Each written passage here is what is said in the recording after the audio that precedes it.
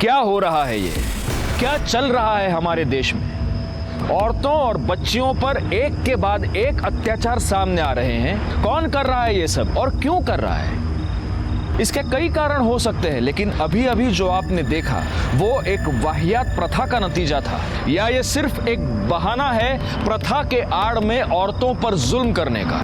नमस्कार, मैं inspector Rajesh Yadav, crime branch. Thank you.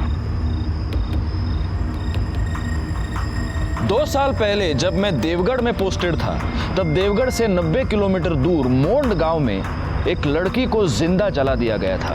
दरअसल इस पूरी कहानी की शुरुआत इस वारदात से 3 महीने पहले हुई थी।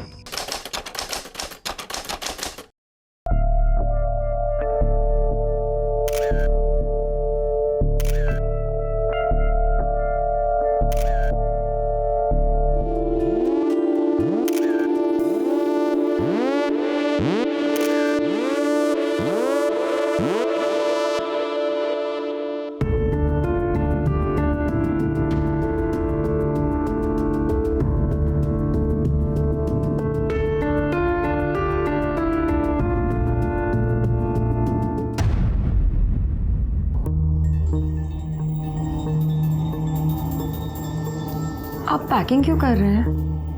कहीं जा रहे हैं क्या? हाँ, पर अभी नहीं, सुबह निकलूंगा। अभी बस बैग भर लेता हूँ, कहीं ये ना हो कि सुबह पैकिंग के चक्कर में बस छूट गई। लेकिन आज तो हमारी शादी है ना, और आप कल सुबह चले जाएंगे। घबराओ मत, सिर्फ मैं जा रहा हूँ, बाकी सब यहीं पर हैं। टेंशन मत लो, वो लोग तुम्हारा बहुत ध्यान रखेंगे। एक बात और, कल सुबह लता भाभी तुम्हें कुछ बताएंगी, वो ध्यान से सुनना। बस 7-8 दिन की बात है, तुम 7-8 दिन संभाल लेना, उसके बाद मैं देख लूंगा। मैं कुछ समझी नहीं। 7-8 दिन मुझे क्या संभालना होगा? धीरे धीरे सब समझ में आ जाएगा। और एक बात याद रखना, मैं तुमसे बहुत प्यार करता हूं और हमेशा करता रहूंगा। चलो अब तुम सो जाओ, मैं यही बाहर हूं। अरे लेकिन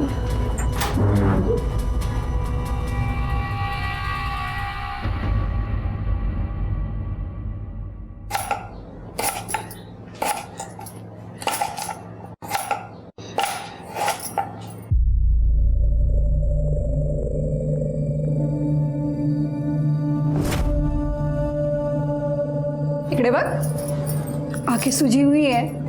लगता है नरेंद्र बाबू ने रात भर सोने नहीं दिया। वो तो सुबह सुबह पूना चले गए। ओह, इसलिए रात भर सोने नहीं दिया।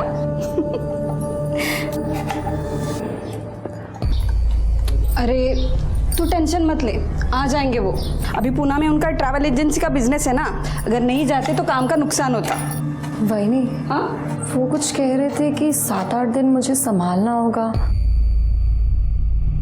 7-8 दिन मुझे क्या संभालना होगा?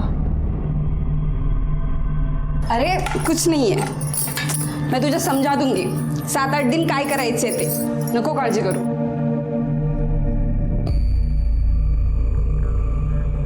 अच्छा, तो फिर मैं आपको वो स्पेशल वाली प्लेस पढ़ाऊंगी। जयश्री कहाँ गई थी? वो मैं बाजार गई थी बहनी।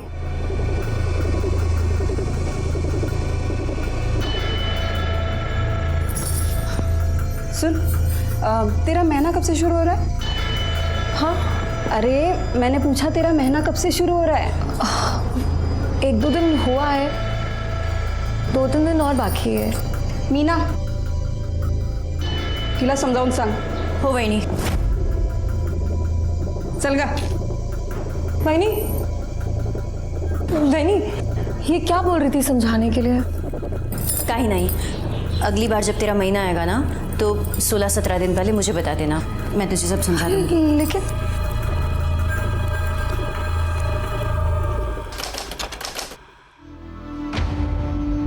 जयश्री,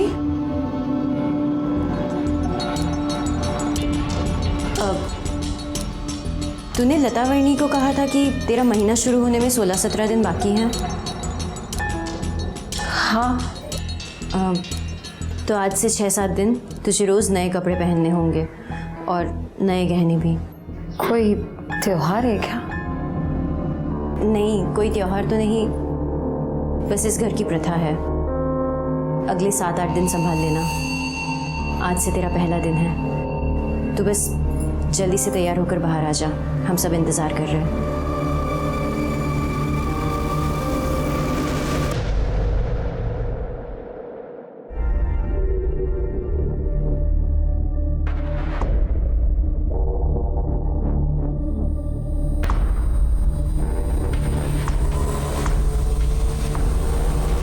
बहुत सुंदर लग रही हो।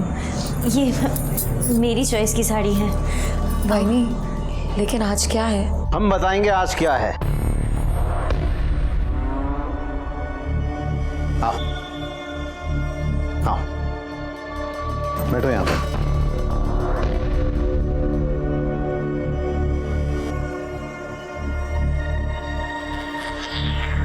अब हम तुम्हें हमारे परिवार की प्रथा के बारे में बताने वाले हैं। ध्यान से सुनना, क्योंकि तुम्हें अब ये प्रथा निभानी है। हमारे परिवार में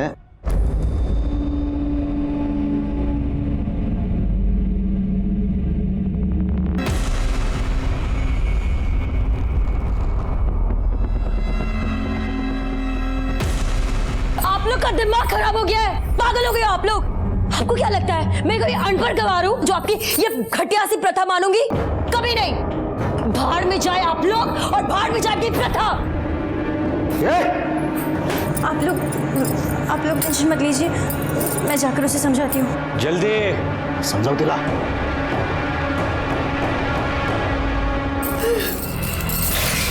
इनको तो मैं चौका दिखा के रहूंगी।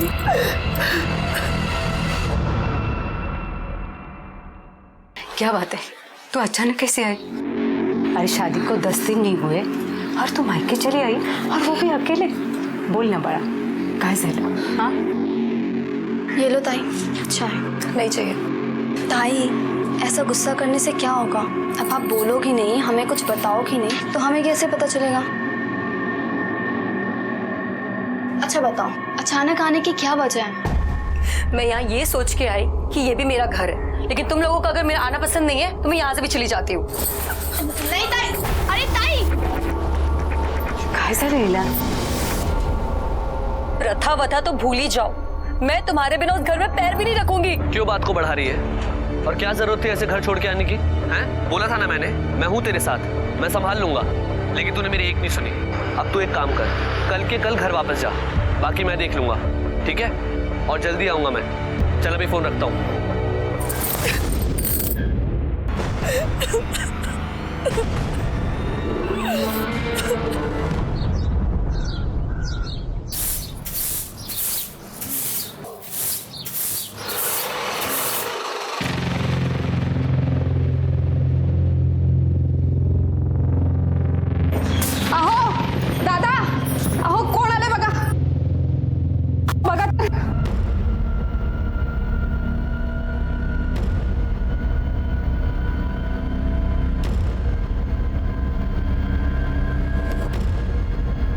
मैं यहाँ आ तो गई हूँ, लेकिन एक ही शर्त पे यहाँ रुकूंगी। हर महीने वो 7 से 8 दिन मेरी बहन रूपाली मेरे साथ यहाँ रहेगी। ये क्या बोल रही है तू? अगर आपको मंजूर है तो ठीक है, वरना मैं वापस अपने माँ के घर चली जाती हूँ। जयश्री रुको, माँ के घर जाने की कोई ज़रूरत नहीं है, और अगर तुम चाहो तो तुम्हारी बहन पूरा महीना यहाँ पे रहेगी। चलो रूपाली। लता, हाँ क्यों बोली तो? अगर हाँ नहीं बोलती तो वो दरवाजे से लौट जाती, आणि तुम्ही काळजी नका करू, आपली प्रथा तिला मानावीच लागेल। कौन सी थी ये प्रथा? या प्रथा की आड़ में कोई ढोंग, कोई पाखंड चल रहा था जिसे मानने से जयश्री ने इनकार कर दिया था। काफी कुछ बाकी रह गया था इस केस में इन्वेस्टिगेट करने के लिए, जिसकी शुरुआत तब हुई थी जब लोकल पुलिस को एक लड़की की जली हुई लाश की खबर मिली।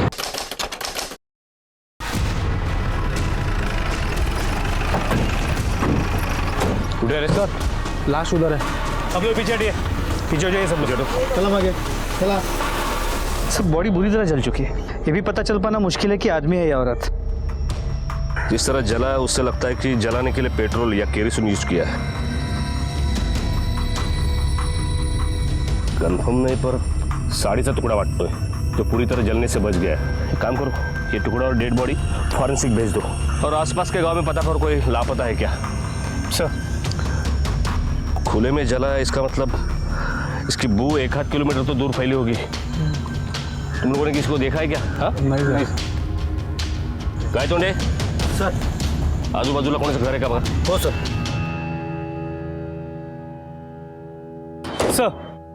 सर आपका अंदाजा सही निकला। फोरेंसिक रिपोर्ट के मुताबिक वो बॉडी किसी औरत की थी जिसकी उम्र करीब 20 से 23 साल होगी और हाइट करीब 5 फुट 3 इंच। उस पर पेट्रोल डाल के उसे जलाया गया और वहाँ बॉडी के बाद जो कपड़ा मिला था वो किसी साड़ी का टुकड़ा था। मीडिया ने इस खबर को ब्रेकिंग न्यूज के तौर पर चलाया और ये केस बहुत बड़ा हो गया। फाइनली ये केस क्राइम ब्रांच को सौंपा गया। इस केस का चार्ज मुझे मिला और मैं आईओ यानी इन्वेस्टिगेशन ऑफिसर के तौर पर वहां पहुंच गया। हाँ भाई को बोला हो पहुंच लो, मैं जस्ट पहुंच लो। अरे चाय के लिए रुका था तब ले ली मैंने गोली बीपी की। अब तुमने पुलिस वाले से शादी की है तो भूख तो। चलो चलो मीडिया वाले सामने रखता हूँ। Excuse me sir. सर ये केस अब क्राइम ब्रांच को सौंपा गया है। क्या अब हम उम्मीद कर सकते हैं कि इस केस में जल्द कोई निकाल आएगा या फिर जो पहले की तरह होता आया है वही चलता रहेगा? पहले क्या होता है, विक्टिम्स को न्याय हमेशा मिलता है, इस केस में भी मिलेगा। हेलो राजेश यादव, यशवंत सुरे। क्या सर? सर आपके आगे का प्लान ऑफ एक्शन क्या है सर? सर कुछ तो बताइए सर। Excuse me. लड़की की मौत पेट्रोल डाल के जिंदा जलाने से हुई है, पर स्पॉट पर न कोई पेट्रोल का कैन मिला है न बोतल। हमने गांव में भी पूछताछ की पर कुछ हाथ नहीं लगा। हाँ एक इन्फॉर्मेशन जरूर मिली है। लाश मिलने के 4 दिन पहले एक रूपाली नाम की लड़की अपने 22 साल के बहन की मिसिंग कंप्लेंट लिखवाने हमारे बिग चौकी आई थी। सर मुझे मेरी ताई की मिसिंग कंप्लेंट लिखवानी है। पर रूपाली से पहले जयश्री के ससुराल वाले उसकी मिसिंग कंप्लेंट कर चुके थे। तुम लोग यहाँ क्या कर रहे हो? सर ये मेरी ताई के ससुराल वाले। सर मुझे पूरा यकीन है, हो ना हो इन्होंने मेरी ताई के साथ कुछ तो गलत किया है। मुझे यकीन है उन्होंने मेरी ताई को गायब किया है। सर 2 दिन पहले मैं इनके घर गई थी। इन्होंने कहा कि ताई पुणे में है जीजा जी के साथ। मैं 2 दिन से फोन लगा रही हूँ, फोन स्विच ऑफ आ रहा है और अब पता चल रहा है कि ताई पुणे में है ही नहीं। इन्होंने मिसिंग कंप्लेंट में यही सब लिखाया है। झूठी रिपोर्ट लिखवाई इन्होंने। मतलब? सर 2 दिन पहले मुझे ताई का फोन आया था। ताई बहुत रो रही थी। आपको मेरी बात पे यकीन नहीं ना? आप ये सुनिए। नरेंद्र के भाई ने मेरे साथ रेप किया। प्लीज मुझे बचा लो, प्लीज। एक बात बताओ, ये रिकॉर्डिंग सुनने के बाद नरेंद्र के भाइयों का रिएक्शन क्या था? यही कि वो उन्हें फंसाने की कोशिश कर रही है। लाश का डीएनए रूपाली और उसकी मां के डीएनए से मैच होता है, मतलब लाश तो 100% जयश्री की है। यस सर, रूपाली के बयान और रिकॉर्डिंग के बेस पे हमने इन्वेस्टिगेशन शुरू की। जयश्री ने कहा कि नरेंद्र के भाई ने उसका रेप किया, लेकिन प्रॉब्लम यह है कि नरेंद्र का एक नहीं 3 भाई है और तीनों रिपोर्ट दर्ज करने पुलिस स्टेशन गए थे। साठे जब उनके घर पूछताछ के लिए गया तो उसे पता चला कि नरेंद्र और विलास मिलिंद और मकरंद के सौतेले भाई है। नरेंद्र को छोड़ के वो तीनों ही घर पर थे। देखिए साहब, हम आपसे पहले भी कह चुके कि हमें लगा जयश्री नरेंद्र के पास पूना गई है, पर जब नरेंद्र से बात हुई तो पता चला कि वो वहां भी नहीं है। जितना ढूंढना था हमने ढूंढ लिया, लेकिन नहीं मिली तो फिर हमने बीट चौकी में कंप्लेंट लिखाई। अब आप एक बार पूछोगे तो भी यही बताएंगे और 100 बार पूछोगे तो भी यही बताएंगे। जयश्री ने रूपाली को फोन पे बोला था कि नरेंद्र के भाई ने उसका रेप किया है और नरेंद्र के भाई तो तुम तीनों। इस बारे में क्या कहोगे? यही साहब कि वो दोनों बहनें एक नंबर की झूठी है, हमें फंसाने की कोशिश कर रही है, झूठा इल्जाम लगा रही है वो। 4 दिन पहले जयश्री ने अपनी बहन को यह बताया कि नरेंद्र के भाई ने उसका रेप किया और जिस वक्त रेप हुआ उस वक्त इन तीनों भाइयों की मोबाइल लोकेशन घर ही थी। अच्छा, डीएनए रिपोर्ट से यह तो साबित होता है कि यह लाश जयश्री की है। अब सवाल यह पैदा होता है कि क्या जयश्री का रेप जिसने किया उसी ने उसको किडनैप करके उसका मर्डर किया, या रेप करने वाला कोई और है और मर्डर करने वाला कोई और। एक काम करो सुबह, ये चेक करो कि जिस रात जयश्री को जलाया गया उस रात इन तीनों भाइयों की मोबाइल लोकेशन क्या थी। जी। तब तक हम इस केस को शुरू से शुरू करते हैं।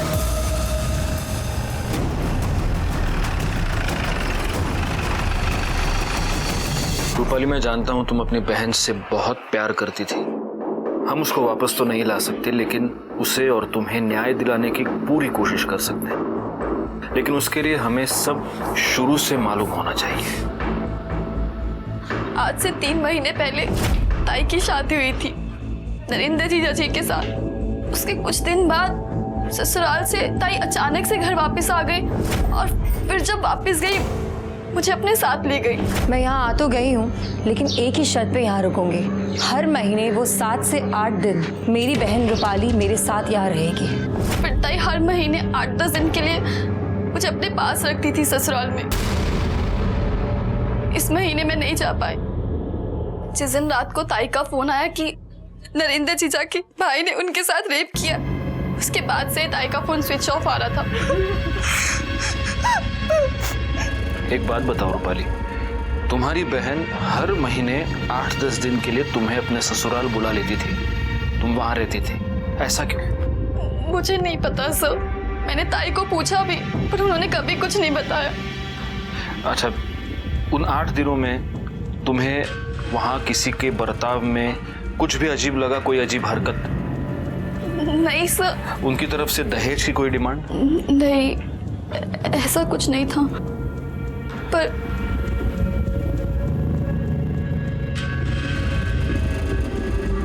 रूपाली, ऐसा कुछ भी है जो तुम मुझे बताना चाहती हो? नहीं सर, सब बता दिया मैंने आपको।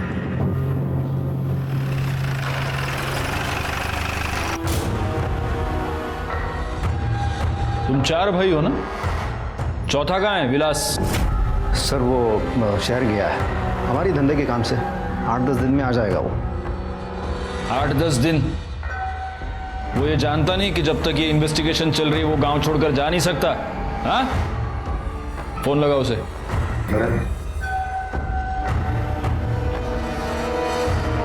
हेलो, स्पीकर पे।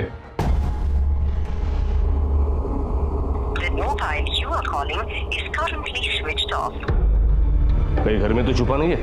देखो जरा। साहब नहीं है वो यहाँ पर। देखने में क्या हर्ज है? पैसे थोड़ी लगते हैं। हाँ? 60 है, गाय तोड़े, चेक करा। तुम लोग जानते हो ना, जयश्री के फोन कॉल के बेसिस पर उसकी बहन ने तुम लोगों पर रेप का इल्जाम लगाया है। रेप अक्यूज्ड होने का मतलब जानते हो तुम? साहब वो दोनों बहनें बहुत लालची है। और रूपाली है ना, हमसे और पैसे निकालना चाहती है, और कुछ नहीं। और पैसे मतलब ये सर, वो माँ की बीमारी का बोल के हमसे पहले से 5 लाख रुपया ले चुकी है। अब पैसे की लत लग गई। आपको मुझ पर यकीन नहीं होता ना? नरेंद्र से पूछ लीजिए आप। हाँ साहब, हम पहले उसे 5 लाख रुपया दे चुके हैं। मुझे पूरा यकीन है मेरे भाई ऐसा गलत काम नहीं कर सकते। अच्छा, तुम्हें ये पता है कि ये नहीं कर सकते, तो तुम्हें ये भी पता होगा कि कौन कर सकता है? हाँ सर, विलास अंदर नहीं है। सर विलास आत्महत्या नहीं है। हो गई तसल्ली? अब आप लोग जा सकते हैं। हम कब आए और कब जाए हम तय करेंगे, तुम नहीं, समझे ना? साहब मुझे अकेले में आपसे कुछ बात करनी थी, कुछ बताना है आपको। अकेले में क्यों? जो बोलना इधर बोलना। आवाज नीचे, वरना अगली बार तेरी आवाज निकलेगी नहीं, समझा? बोलो नरेंद्र, क्या बोलना है?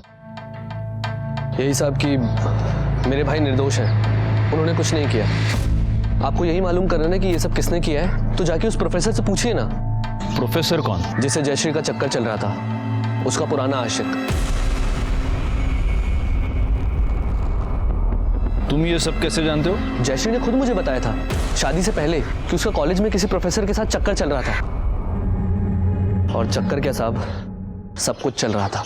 मेरे कॉलेज के प्रोफेसर सुशील नायक के साथ मेरा अफेयर था। हमारे बीच में सब कुछ हो गया था, केवल फेरे बचे थे। लेकिन अब ऐसा कुछ भी नहीं है, सब कुछ खत्म हो गया है।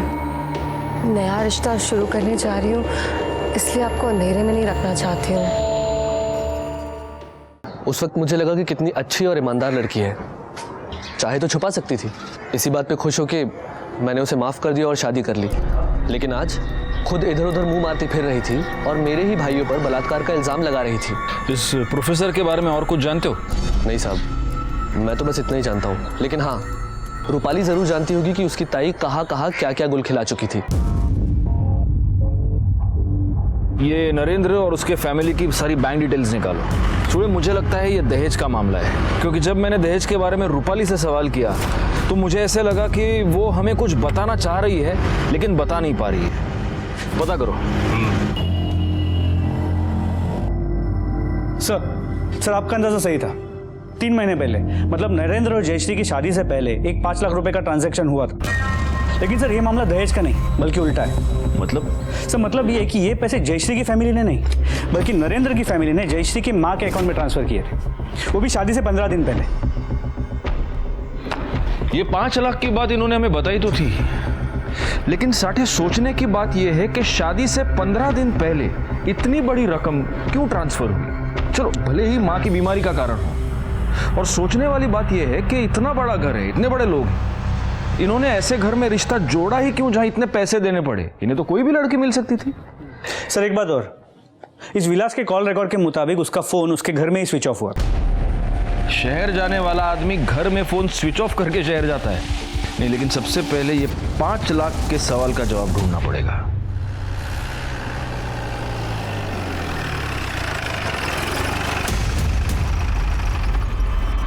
इससे पहले मैंने जब तुम्हें दहेज के बारे में पूछा था तब तुमने ये क्यों नहीं बताया कि नरेंद्र की फैमिली ने तुम लोगों को 5 लाख रुपए दिए थे? सर हमारी मजबूरी थी। आई बहुत बीमार रहती थी, उनके इलाज के लिए पैसों की जरूरत थी जो हमारे पास थे नहीं। नरेंद्र जीजा जी के फैमिली ने कहा कि वो ताई को खरीदना चाहते हैं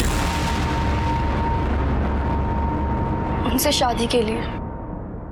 8 लाख देने की बात हुई थी, 5 लाख रुपए दिए, कहा बाकी 3 लाख रुपए बाद में देंगे। हमारे पास कोई चारा नहीं था, इसलिए ताई की शादी करवा दी। अच्छा, ये प्रोफेसर सुशील नाइक, इसका और जयश्री का क्या कनेक्शन है? है नहीं सर, था। मेरी ताई उनसे बहुत प्यार करती थी, शादी करना चाहती थी, पर प्रोफेसर सर ने उनसे शादी करने के लिए मना कर दिया क्योंकि वो पहले से ही शादीशुदा थे। ताई दुखी रहने लगी, किसी से बात नहीं करती थी। भाई ने सोचा कि अगर उनकी शादी हो जाएगी तो वो खुश रहेंगे। ये प्रोफेसर कहाँ रहता है जानती हो? जी।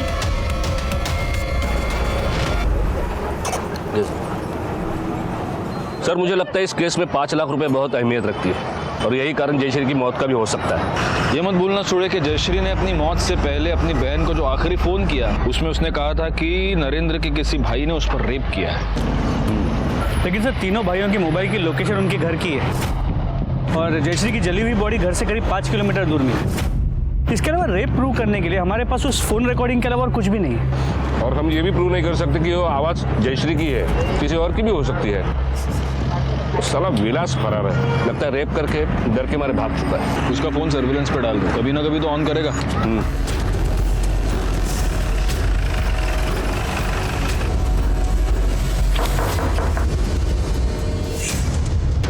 प्रोफेसर सुशील नाइक। मैं ही हूं, क्या हुआ? जयश्री शिंदे आपकी स्टूडेंट, उसके बारे में आपसे कुछ बात करनी।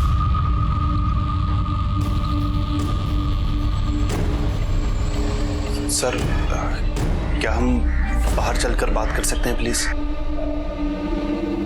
सर ऐसा कुछ अफेयर वगैरह नहीं था। हाँ, मैं और जयश्री रिलेशनशिप में थे, पर वो रिलेशनशिप जयश्री की शादी से पहले ही खत्म हो गया था। किसने खत्म किया? वो सर मैंने। क्यों?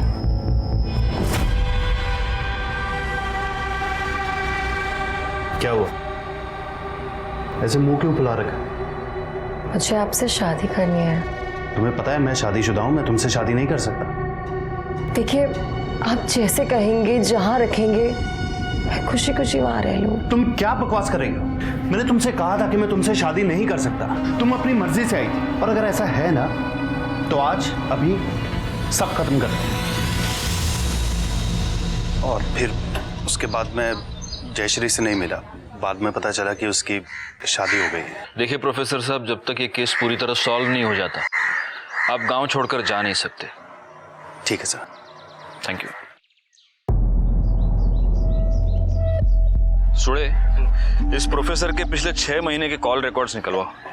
पता तो चले पिछले 6 महीने में इसने जयश्री को कांटेक्ट करने की कोशिश की है या उससे मिला है। अगर ये उससे मिला होगा तो हो सकता है मर्डर में इसका हाथ हो।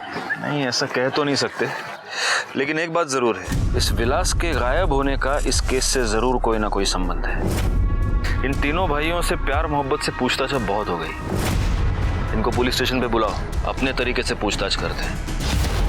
तुम लोगों से मैं बार बार एक ही सवाल पूछ रहा हूं, विलास कहाँ है? किती वेळा सांगितलं, काम के सिलसिले में शहर गया है। इस बात का ध्यान रखना कि तुम कहां खड़े हो और किससे बात कर रहे हो। अब अगर आवाज ऊंची की ना तो ऐसा मारूंगा कि कान बंद हो जाएगा। और तुम लोग अगली बार जब बुलाया जाए तो विलास को साथ लेके आना। वो इस केस में प्राइम सस्पेक्ट है और तुम दोनों भी सस्पेक्ट हो, क्योंकि जयश्री ने अपनी कॉल में किसी का भी नाम नहीं लिया। उसने सिर्फ इतना कहा कि उसके पति के भाई ने उस पर रेप किया। सुड़े, जरा यांची उजळणी करून द्या। सुना वो रिकॉर्डिंग वापस इनको। ऐक रे, ऐक। नरेंद्र के भाई ने मेरे साथ रेप किया। प्लीज मुझे बचा लो, please. Rape rape rape rape कान पक चुके हैं अभी। इसे रेप नहीं कहते, हमारी ये प्रथा है। प्रथा है आमची, प्रथा। प्रथा? हो साहब, मंच को बढ़ाने की प्रथा है ये। अब हम तुम्हें हमारे परिवार की प्रथा के बारे में बताने वाले हैं। ध्यान से सुनना, क्योंकि तुम्हें अब ये प्रथा निभानी है। विलास और नरेंद्र हमारे सौतेले भाई हैं। उनकी माँ हमारे बराबर की नहीं थी, तो हमारे खानदान का वारिस बेटा उनका खून नहीं हो सकता। मीना और लता दोनों को लड़कियां हुई हैं। हम तुमसे लड़के की उम्मीद रखते हैं, उस लड़के की जो हम में से ही किसी का हो।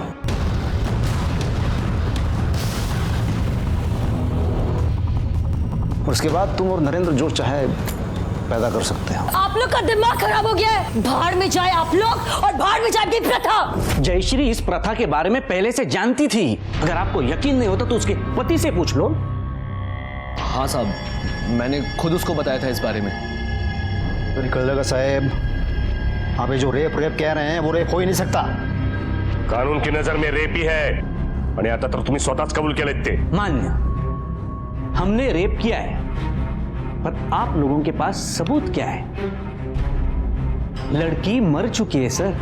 आप ये साबित कैसे करोगे इस रिकॉर्डिंग से? देखिए साहब, कानून तो हम भी जानते हैं। अब आपको कुछ और पूछना है या हम जाएं?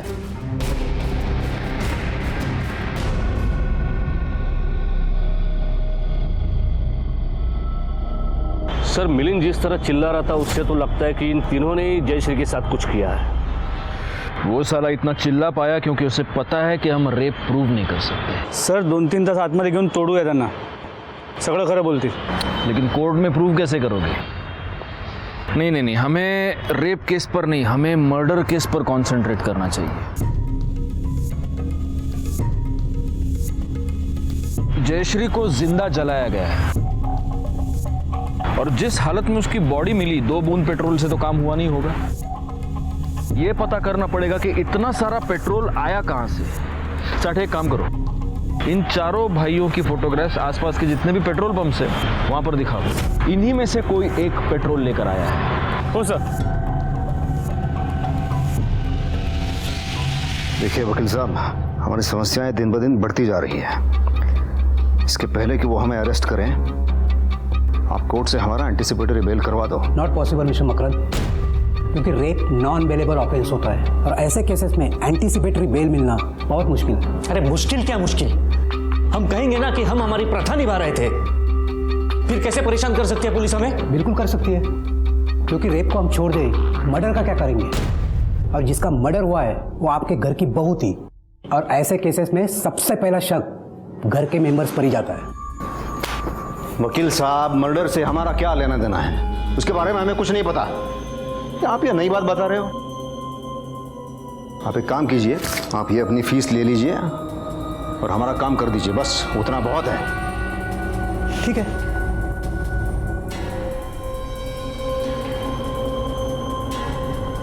पुलिस को कोई कुछ नहीं कहेगा, उनको जो चाहे करने दो। पुलिस हम तक कभी पहुंच नहीं पाएगी। कर लगा।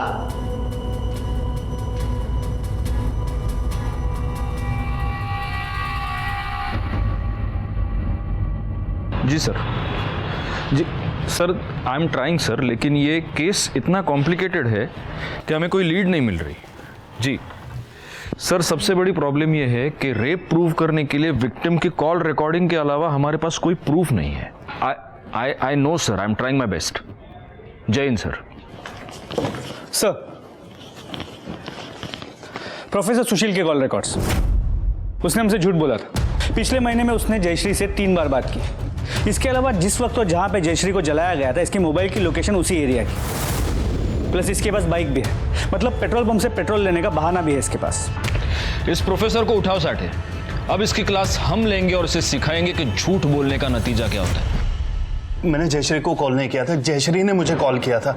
वो मुझसे 5 लाख रुपए मांग रही थी। 5 लाख? किस बात का 5 लाख? सर मुझे नहीं पता सर, उसने कहा बहुत अर्जेंट है। सर 5 लाख बहुत ज़्यादा होता है, मुझे जैसा प्रोफेसर 5 लाख कहाँ से लाएगा सर? सर मैंने मना कर दिया। उसके बाद भी उसका कई बार कॉल आया, पर मैं पैसे नहीं दे पाया। सही बात है। जयश्री तुझे ब्लैकमेल कर रही थी। उसने तुझे धमकी दी थी कि अगर तूने उसे 5 लाख रुपए नहीं दिए तो वो तुम दोनों के रिलेशनशिप के बारे में तेरी बीवी को बता देगी। तेरे पास 5 लाख रुपए थे नहीं और इसलिए तूने उसका मर्डर कर दिया। नहीं सर, ऐसा बिल्कुल भी नहीं है सर। ऐसा ही हुआ है और इसीलिए क्राइम के वक्त तू वहां पर मौजूद था। झूठ मत बोलना, क्योंकि तेरे कॉल रिकॉर्ड्स सब सच बता रहे हैं। सर मैं वहां मैं जयश्री के बुलाने पर ही गया था। उसका कॉल आया था मुझे किसी पीसीओ नंबर से। हेलो सर, वो कह रही थी उसकी जान को खतरा है। मैं सर वहां पहुंचा भी, पर ना जयश्री आई ना उसका कोई कॉल आया। तो तुझे पता था कि जयश्री बहुत बड़ी मुसीबत में है, लेकिन फिर भी तू चुप रहा। सर मेरे बीवी बच्चे हैं सर, इसलिए। कहीं ऐसा तो नहीं कि जयश्री मकरंद और मिलिंद के 5 लाख रुपए वापस करना चाहती थी और इसी बात का फायदा उठाने की कोशिश इस प्रोफेसर ने की? जब जयश्री नहीं मानी तब उसने जयश्री का मर्डर कर दिया। इसीलिए प्रोफेसर की मोबाइल लोकेशन भी उस वक्त क्राइम स्पॉट है। हो सकता है सर। एक काम करो साठे, इस प्रोफेसर के बाइक डिटेल्स भी आसपास के सारे पेट्रोल पंप्स को दे दो, ताकि हमें ये पता चले कि कहीं इस प्रोफेसर ने तो ये सारा पेट्रोल नहीं खरीदा है। सर, गांव के बाहर 2 पेट्रोल पंप है, जिसमें से एक ने मान लिया है जयश्री को जिस रात जलाया गया उस रात एक बाइक वाला उनके यहाँ से लूज पेट्रोल लेके गया था, लेकिन जिसने बेचा था वो वर्कर छुट्टी पर है। उसे ढूंढो और उसे फोटो दिखाओ। अगर वो फोटो पहचानता है तो हमने अपना केस सॉल्व कर लिया है। सर विलास का फोन सर्वेलेंस पे था और वो अभी स्विच ऑन हुआ है। वो कहीं नहीं गया, गांव में छुपा बैठा है। चलो साठे, विलास की अभी मोबाइल लोकेशन कहाँ है? सर फिलहाल तो उसके फोन की लोकेशन स्टैटिक है, यहाँ पे वही छुपा होगा। चलिए सर, मारे गाड़ी काढ़ो।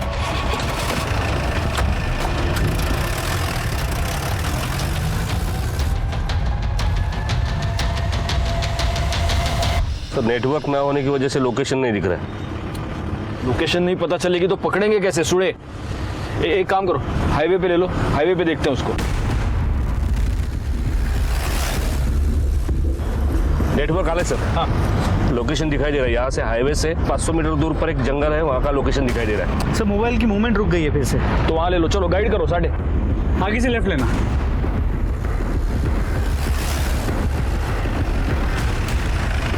सर लोकेशन यही का दिखा रहा है। साठे फोन लगाओ उसको।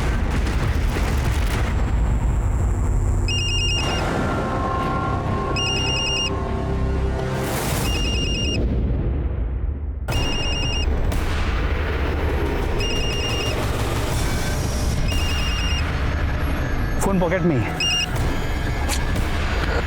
बैठ दो। इसे हमें जिंदा पकड़ना था।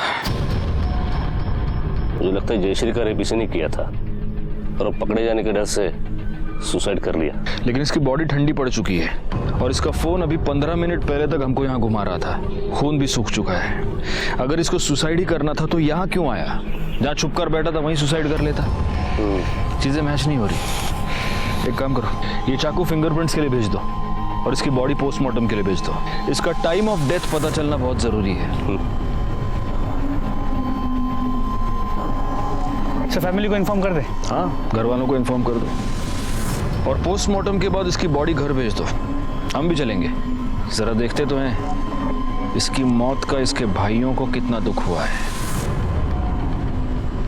शांत रहा मीना। साहब, ये मीना को तो अब भी यकीन नहीं हो रहा है विलास ऐसा कुछ कर सकता है। बहुत बुरा सदमा लगा है इसे। ए मीना, संभाल जरा अपने आप को। जिसे जाना था वो चला गया। लता समझो जरा तेरा संग। दादा, मुझे तो लगता है जब हम घर पर नहीं होंगे ना, तब विलास ने जयश्री का रेप किया होगा, फिर उसे मार दिया होगा। हाँ बोलो। हाँ ठीक है, ठीक है, हम लोग पहुंचते हैं। ओके सर, विलास की पीएम रिपोर्ट के मुताबिक विलास की मौत हाथ की नस काटने से हुई। पर ताज्जुब की बात यह है कि विलास के मौत का समय हमारे वहां पहुंचने से 6 घंटे पहले का है। मतलब विलास मर चुका था पर उसका फोन घूम रहा था और हमें भी घुमा रहा था।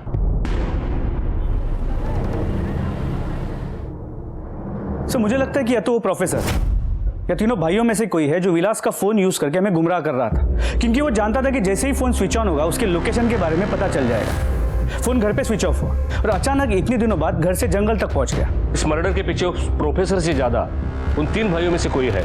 नरेंद्र के पास तो मोटिव भी है। अगर उसे पता चला कि विलास ने उसके बीवी का रेप किया है तो उसे जिंदा नहीं छोड़ेगा। नहीं, लेकिन नरेंद्र इस प्रथा के बारे में पहले से ही जानता था, तो वो अपने सगे भाई को क्यों मारेगा? अच्छा, ये जयश्री ऐसी लड़की है जिसने इस वाहियात प्रथा को मानने से मना कर दिया। बाहर में जाए आप लोग और बाहर में जाए आपकी प्रथा। एक मिनट। यूरेका, अगर ये इन लोगों की प्रथा है तो जयश्री से पहले विलास की बीवी मीना, वो भी तो इस प्रथा का शिकार रही होगी। ये याद रखिए कि अगर आज आप चुप रहेंगे तो कल आपकी बेटी के साथ भी वही होगा जो आपके साथ हुआ है। हमें प्लीज बताइए इस घर में एग्जैक्टली क्या हुआ है और कब से चल रहा है? जब से मैंने देखा है तब से ये घटिया प्रथा चली आ रही है।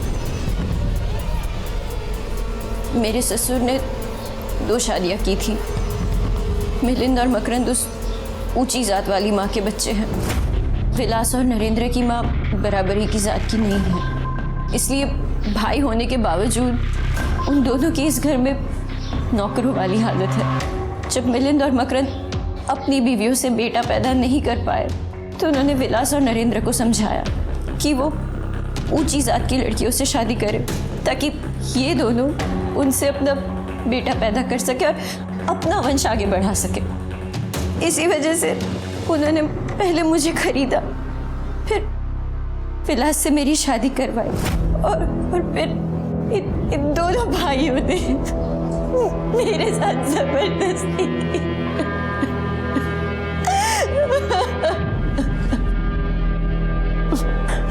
फिर जयश्री के साथ भी इन्होंने यही सब किया। लेकिन फिर इन्होंने जयश्री को मारा क्यों? पता नहीं, पर जिस दिन उन लोगों ने जयश्री के साथ जबरदस्ती की वो उसी दिन समझ गए थे कि वो चुप बैठने वाली नहीं है, इसलिए वो दोनों उसे कहीं बाहर ले जाने वाले थे। नरेंद्र के भाई ने मेरे साथ रेप किया। प्लीज मुझे बचा लो, प्लीज। तू टेंशन मत ले, कुछ नहीं होगा। एक तो बात अपने तक आएगी नहीं, और अगर आ भी गई ना, विलास पे डाल दूंगा। जब आप लोगों ने ज्यादा पूछताछ की तो मैंने ही विलास से कहा कि जाकर कहीं छुप जाए, वरना उसके भाई उसे ही झूठे केस में फंसा देंगे। तो उसने मेरी बात मानी और वो गांव में ही कहीं जाकर छुप गए। फिर ये बात उनको कैसे पता चली? मतलब ब्लैकमेल करूंगी। मैंने उन्हें सब बता दिया। मतलब भाई माजी चुका है, पर मैं क्या करूं सर, मेरी बेटी की जिंदगी का सवाल था। क्या आप बता सकती हैं वो जयश्री को कहाँ ले गए? वो तो नहीं पता, लेकिन 2 दिन बाद वो दोनों रात को नशे में धुत घर आए और उनके हाथ में एक पेट्रोल की खाली कैन थी। मीनाताई, वो कैन अब कहाँ है? वो घर के पीछे जो कचरा पड़ा रहता है वहीं पर है।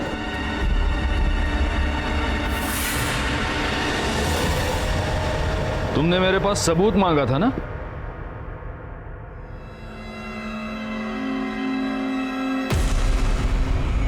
ये है सबूत। ये वो कैन है जिसमें जयश्री को जलाने के लिए पेट्रोल भरा गया था।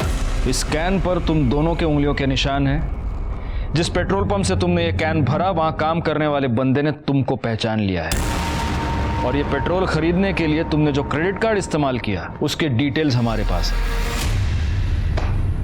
अब 1 बाय 1 सब कुछ बता दो कि जयश्री को कैसे मारा, उसके बाद विलास को कैसे मारा। बताओ। नहीं बताओगे? गायतोंडे! सर,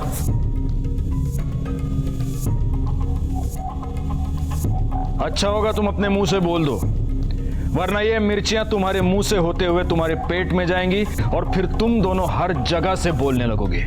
विलास को कैसे मारा? चतरा था गायतोंडे, ठूसो मिर्चियां इनके मुंह में। नहीं, सर, हमने विलास को झूठ बोला था। देख विलास, जयश्री तो मर गई है, पर हमारे परिवार को फंसा गई और पुलिस को सबसे ज्यादा शक तुझ पे है, क्योंकि तू नरेंद्र का सगा भाई है। तो एक काम कर, जब तक मामला ठंडा नहीं होता तू यहाँ से निकल जा। दादा, यहाँ कहाँ लेके आए? अरे क्या करूं दादा? और फिर हमें गुमराह करने के लिए उसका मोबाइल ऑन किया और उसके छुपने की जगह से मौत की जगह तक ले गए। जी साहब। अब जयश्री, उस बेचारी को क्यों मारा? हमने मारा क्योंकि हमारे साथ धोखा हुआ था। धोखा? मतलब? तुम्हें क्या लगता है तुम ये प्रथा के नाम पे जो घिनौनी हरकत कर रहे हो, ये सब करने से तुम्हें तुम्हारी ऊंची जाति का वारिस मिल जाएगा? कभी नहीं मिलेगा, कभी भी नहीं मिलेगा। क्यों नहीं मिलेगा? क्यों नहीं मिलेगा? क्योंकि मैं भी ऊंची जाति की नहीं हूँ, और जो मेरी माँ है ना, वो तुमसे भी नीची जाति की है। अब बताओ क्या करोगे? मुझे पूरा दिन यहाँ बांध के रखोगे? बेचारे, शक्ल तो देखो तुम्हारी, ऐसा लग रहा है तुम दोनों का किसी ने रेप कर दिया हो। कहाँ से लाओगे ऊंची जाति की वारिस? कहाँ से लाओगे? इसने धोखा दिया रे हमें। तू ला रे पेट्रोल लेके आ जा, इस 5 लाख के कचरे को यही जला देंगे। जा।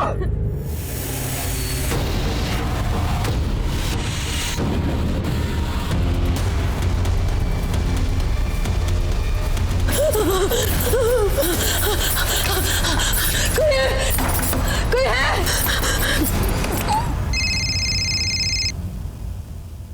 हेलो, मैं तालाब वाले मार्केट के पास से बोल रही हूँ। मेरी जान खतरे में।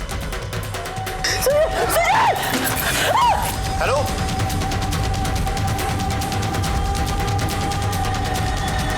बड़ी प्रथा निभानी थी ना तुम लोगों को। कानून की भी एक प्रथा होती है, फांसी, और तुम दोनों को फांसी तक पहुंचाना अब हमारी जिम्मेदारी है। हमारे देश में ऐसी सैकड़ों प्रथाएं हैं जो जयश्री जैसे हजारों मासूमों को अपना शिकार बनाती हैं। आप भी सावधान रहें। जाति पाति, रंग रूप, प्रथा, रीति रिवाजों की अंधभक्ति से बचें, वरना वो दिन दूर नहीं जब नजरें होते हुए भी हम देख नहीं पाएंगे, जुर्म की दस्तक को सुन नहीं पाएंगे। मैं सीनियर इंस्पेक्टर राजेश जाधव आपसे विदा लेता हूं। फिर मिलूंगा, तब तक सतर्क रहिए और देखते रहिए क्राइम पेट्रोल दस्तक, क्योंकि मकसद बताना नहीं, बचाना है। जय हिंद।